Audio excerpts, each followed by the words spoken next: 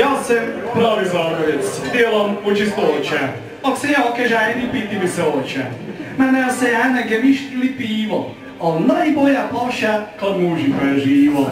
Lijepa mlada deklica gemištena matača, a žena se doma na postelje plaća. Ote, dečki, idemo, već smo dosta spili. I kaj bomo rekli, da smo do sad bili? Od da doma dojdem, žena je srdita. Niti kaj govori, niti me kaj pita. Mene se jasno i same se smije, pak si iz peharčeka još kupicu nalijem. Onda se sliječem i prejdem hitre spat, jer se jutre moram jake rane stat.